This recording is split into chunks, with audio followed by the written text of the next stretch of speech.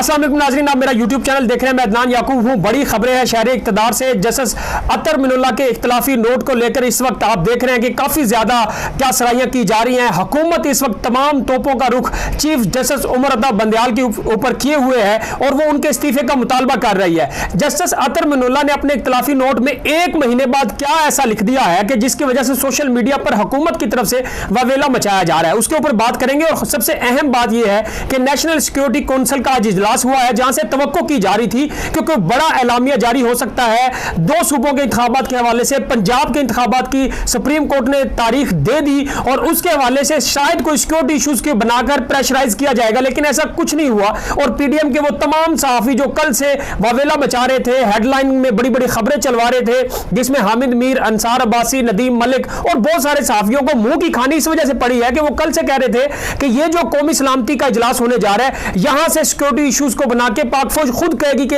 ये इंतखाबात हम पंजाब में नहीं करवा सकते क्योंकि सिक्योरिटी इश्यूज है। तो बड़ी इंटरेस्टिंग सिचुएशन सामने आई है कि जो एलामिया जारी किया गया है नेशनल सिक्योरिटी काउंसिल का जो मीटिंग का, वो मैंने आपके सामने रखना है। और वहां पे एक जुमला भी नहीं कहा गया इन दो सूबों के इंतखाबात के हवाले से और ना ही सुप्रीम कोर्ट के फैसले के ऊपर कोई बात की गई। सबसे पहले तो हम बात कर लेते हैं अतर मिनुल्लाह साहब जो जस्टिस इस वक्त सुप्रीम कोर्ट के हैं, जो पहले चीफ जस्टिस से इस्लामाबाद हाई कोर्ट के, उनके इख्तिलाफी नोट के ऊपर उन्होंने एक बात की है। उन्होंने इख्तिलाफी नोट में आप सबको बताया कि 23-24 फरवरी को वो उस बेंच का हिस्सा बने थे जब उन्होंने इख्तिलाफ किया था इसका हिस्सा बनने से और कहा था कि हम ये सो मोटो नहीं ले सकते क्योंकि ये जो लोअर अदालतें हैं वहां पर ये केस सुना जा रहा है। आज उनका इख्तिलाफी नोट सामने आया। उन्होंने कहा कि सियासी मकासद के लिए असम्बलियां तोड़ी गई, ये जो बहरान है इसका जिम्मेदार इमरान खान है। उन्होंने कहा कि सियासी मामलात में सुप्रीम कोर्ट को मुदाखलत करते हुए एहतियात बरतनी चाहिए। और उन्होंने ये भी कहा अपने इख्तिलाफी नोट में कि सुप्रीम कोर्ट पीटीआई की दरखास्त को टेकअप करके तनाजात का शिकार हुई। फिर उन्होंने एक और बात की जो सियासी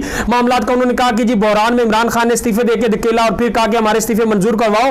तो ये वही चीफ जस्टिस थे उस वक्त इस्लामाबाद हाई कोर्ट के, जब रात को 12 बजे उन्होंने अदालतें खोली और फिर ये कह रहे हैं कि सियासी मुदाखलत नहीं करनी चाहिए जजेस को, सुप्रीम कोर्ट को। तो भाई जो 12 बजे आपने अदालतें खोली थी वो कैसे आपने खोल ली थी? और उस वक्त आपने कहा था कि हमने इस वजह से सिचुएशन कंट्रोल करनी थी कि ताकि 12 अक्टूबर वाला जब मार्शल लॉ लगा था उसको कंट्रोल कर सके। तो काफी सारे लोग आपसे यही जवाब तलब कर रहे हैं कि एक महीने बाद, यानी कि 23-24 फरवरी का ये केस था, पूरा मार्च गुजर गया, अप्रैल की आज आप देख लें कि 7 तारीख है। तो जनाब अतर मिनुल्लाह साहब को आज ये इख्तिलाफी नोट का ख्याल कैसे आया जब ये पता चल रहा था कि सुप्रीम कोर्ट के ऊपर चारों तरफ से हमले किए जा रहे हैं? तनाजात का शिकार तो आपने खुद अपने इख्तिलाफी नोट लिख के कर दिया है और मुंह में डाल दिया है पीडीएम के ये लुकमा कि जो जहां हर तरफ से हमले हो रहे हैं आपके जैसे साहिबान के ऊपर, वो भी ताकि मजीद बयानिया मिल जाए हुकूमत को। लेकिन इस बयानिया की जैसे पहले हमने व्लॉग में बताया था और आपको पता है कि करारदाद मंजूर की गई है सुप्रीम कोर्ट के खिलाफ ऐवान में पार्लियामेंट से ताकि प्रेशराइज किया जाए। इसकी कोई वक़्त इस वजह से नहीं है कि कानूनी कोई हैसियत ही नहीं है। सुप्रीम कोर्ट खुद एक आईनी इदारा है, उसमें कोई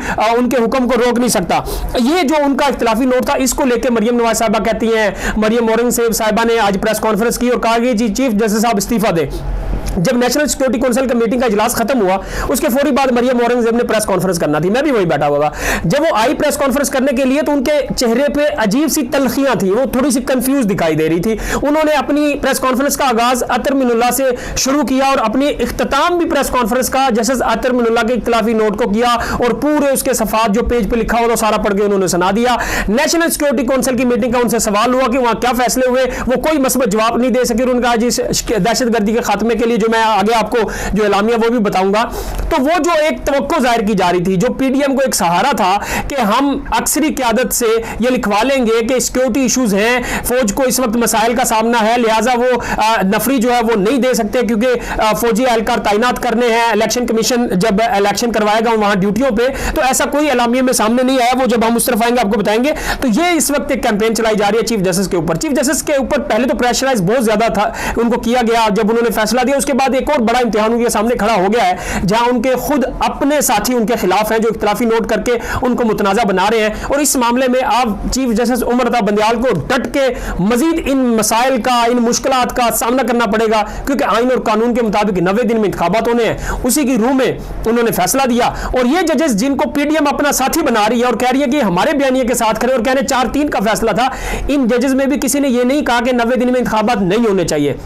अगर आप फुल कोर्ट का मुतालबा करते हैं तो आप क्या समझते हैं कि फुल कोर्ट में जो बाकी जैसे साहिबान होंगे वो ये कह देंगे कि 90 दिन में इंतखाबात ना कराओ? भाई उन्होंने भी तो आइन और के ऊपर चलने और आइन के ऊपर फैसले देने का हल्फ ले रखा है, और हल्फ बहुत बड़ी चीज होती है। क्या वो अपने हल्फ से गैर आइनी काम कर देंगे या कोई आपकी मंशा के मुताबिक कोई फैसला दे देंगे? ऐसा कुछ नहीं है। अब आ जाते हैं जो नेशनल सिक्योरिटी काउंसिल का इजलास 4 घंटे चला, उसका एलामिया क्या सामने आया। इससे पहले गुज़श्ता रात के आप जरूर हामिद मीर का तजिया कल का उठा के देखिएगा, इसके अलावा नदीम मलिक का उठा के देखिएगा, अंसार अब्बासी का प्रोग्राम आप उठा के देखिएगा। ये जितने भी पीडीएम के सहाफी है जो प्रो समझे जाते हैं, एंटी इमरान समझे जाते हैं, हर जगह पे वो कोशिश करते हैं कि जहां पीडीएम का बयानिया हो उनके साथ खड़े हो। हामिद मीर साहब ने आज जब अतर मिनुल्लाह का चीफ जस्टिस साहब का इख्तिलाफी नोट आया, उसके ऊपर उन्होंने भी जो है जनाब चीफ जस्टिस से इस्तीफे का मुतालबा कर दिया है। तो हामिद मीर साहब आप होते कौन है चीफ जस्टिस साहब से इस्तीफे का मुतालबा करने वाले? आप अपने पहले तो ठंडे तजिए कल के उठा के देख लें। आप कह रहे थे कि जो नेशनल सिक्योरिटी काउंसिल का जो इजलास होगा उसमें सिक्योरिटी इश्यूज को बना के सुप्रीम कोर्ट के फैसले को दबाया जाएगा, सुप्रीम कोर्ट को मुश्किलात का सामना होगा। आज पूरे एलामिये में एक जुमला भी नहीं कहा अक्सरी हमारी क़यादत ने, फौजी क़यादत ने कोई जुमला नहीं कहा कि जी इंतखाबात के हवाले से। और बल्कि जो एक ट्वीट सामने आया है सीनियर साफी है कामरान खान, उन्होंने तो ये कह दिया है कि इस पूरे इजलास में फौजी क़यादत ने शहबाज शरीफ को वाज़ेह पैगाम दे दिया है कि नेशनल सिक्योरिटी इश्यूज के ऊपर तो आपसे बात करेंगे, लेकिन जो आपके 2 सूबों का मसला है, जो इंतखाबात का मसला है, इदारे इलेक्शन कमीशन की मुआवनत करें और आप खुद इस मामले को निपटें, आपकी काबीना निपटे, हम इसमें आपके साथ ही नहीं बनेंगे। ये तक कह दिया कामरान खान ने। और इसके अलावा जो कल नदीम मलिक ने, मैंने आपको बताया उनका प्रोग्राम आप उठा के देखें, अंसार अब्बासी कह रहे थे कि फौजी से जो फौजी क़यादत है उनसे ये लिखवा लेंगे कि सिक्योरिटी इशूज है लिहाजा हम ये इंतखाबात नहीं करवा सकते। यानी आज का नेशनल सिक्योरिटी काउंसिल का जो इजलास था, तमाम पीडीएम के सहाफी, आप जाली दानिश्वर भी इनको कह लें कि ये बड़े मोतबर बन जाते हैं जब भी कोई ऐसा काम आता है, तो ये बड़ी कल से वावेला मचा रहे थे कि जी इस नेशनल सिक्योरिटी काउंसिल का जो इजलास होगा यहां से को पीडीएम को बहुत बड़ा सहारा मिल जाएगा, सुप्रीम कोर्ट के ऊपर मजीद कोई दबाव डाल लेंगे। तो ऐसा आज कुछ नहीं हुआ। यहां कामरान यूसुफ एक्सप्रेस के सीनियर सहाफी हैं, उनको क्रेडिट जरूर जाता है, जिसका कल नजमुल हसन बाजवा ने भी एक व्लॉग उनके ट्विटर से उठा के किया कि उन्होंने कहा कि जी फौजी क़यादत ने साफ इनकार कर दिया है कि हम आपके फरीक नहीं बनेंगे, सुप्रीम कोर्ट के खिलाफ के जो फैसला है उसमें हम किसी कैंपेन का, किसी आपके बयानिए का हिस्सा नहीं बनेंगे। तो वो आज सच साबित हो गया है। इससे कोई इनहराफ नहीं कर सकता कि जो 4 घंटे मीटिंग चलती रही है नेशनल सिक्योरिटी काउंसिल की, वहां ये कोई बात नहीं हुई होगी, जरूर डिस्कशन हुई होगी, गपशप हुई होगी।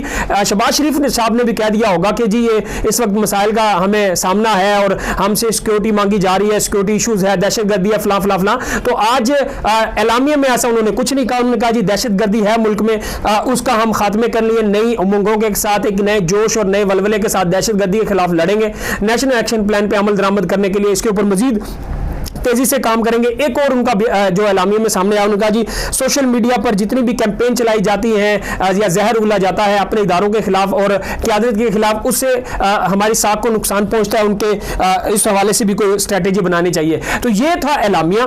इसके अलावा कोई इंतखाबात के हवाले से कोई बात सामने नहीं आई एलामिया में। तो ये बहुत बड़ी आप कह लें कि पीडीएम के बयानिए को शिकस्त है। पीडीएम का बयानिया खुद जमीन बोस हो जाएगा, पीडीएम खुद दफन हो जाएगी, क्योंकि कानूनी तौर पे सुप्रीम कोर्ट के फैसले के खिलाफ एक वो जो करारदाद आप कह रहे हैं कि हमने लेके आए, उसकी भी कोई वैल्यू नहीं है। और आज एलामिया में नेशनल सिक्योरिटी काउंसिल के इजलास के उसमें भी कोई बात नहीं है। तो इसका मतलब यह है कि इलेक्शन कमीशन पहले ही मोहर लगा चुका है सुप्रीम कोर्ट के फैसले के ऊपर। और अगर आप कहते हैं कि आर्टिकल 191 जो सुप्रीम कोर्ट को इख्तियार देता है उसमें आप तब्दीलियां करना चाहते हैं और 184(3) में आप तब्दीलियां करके सुप्रीम कोर्ट के इख्तियार को महदूद करना चाहते हैं, तो आपको 2/3 अक्सरियत के साथ कानून साजी करनी पड़ेगी, कानून को तब्दील करना पड़ेगा। फिर आज जाके कानूनी तौर पे इस बात के अहल होंगे कि आप चीफ जस्टिस या सुप्रीम कोर्ट के फैसले के खिलाफ खड़े हो सके। इसके अलावा कानूनी कोई चारा जो आपके पास नहीं है। लिहाजा 10 तारीख की डेडलाइन है शहबाज हुकूमत के पास। 10 तारीख तक अगर 21 अरब रुपए इलेक्शन कमीशन को जारी नहीं किए जाते तो 11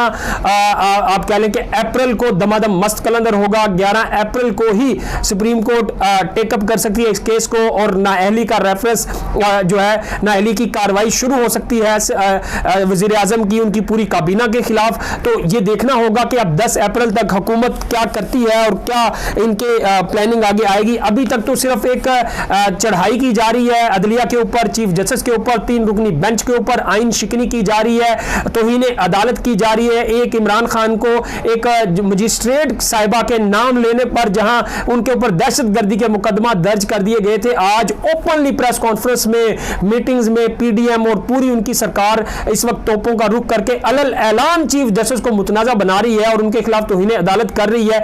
इसमें भी मेरे ख्याल में चाहे सुप्रीम कोर्ट के जजेस तफरीक का बायस हो गए हैं, उनमें तकसीम पड़ गई है, उनके अपने जजेस ही शायद उनके साथ नहीं दे रहे और पीडीएम के बयानिए के साथ खड़े हैं, इसमें भी चीफ जस्टिस साहब को और मर्दानगी का, मजबूती का मुजाहरा करना होगा। और ये जो जितने भी लोग इस वक्त कैंपेन चला रहे हैं तौहीन अदालत के ज़मरे में आते हैं, इनके ऊपर भी एक कार्रवाई जरूर होनी चाहिए, ताकि अगर माजी में आप लोग नाअहल करते रहे हैं और माजी में लोगों को बुलाते रहे हैं तौहीन अदालत में, तो यहाँ इनको भी कोई छूट नहीं मिलनी चाहिए। तो 14 मई को आज के जो सबसे अहम थी कि नेशनल सिक्योरिटी काउंसिल के इजलास के बाद, और ये जो पीडीएम इस वक्त सिर्फ हाथ पांव मार रही है, गैर कानूनी हाथ पांव जिनकी कोई वुक्कत नहीं है, उनसे ये साबित हो गया है कि 14 मई के इंतखाबात को अब कोई नहीं रोक सकता। यहाँ इम्तिहान है चीफ जस्टिस का, उनके ऊपर जो एक कैंपेन प्रोपोगंडा जो उनके खिलाफ सोशल मीडिया पर गंद उछाला जा रहा है पीडीएम की तरफ से, उन्हें मजीद मजबूत होना पड़ेगा और इन तमाम जो आप कह लें जितने भी लोग हैं इनका सामना करना पड़ेगा और आइन और कानून के मुस्तकिल बोलबाले के लिए, आइन और कानून की हुक्मरानी के लिए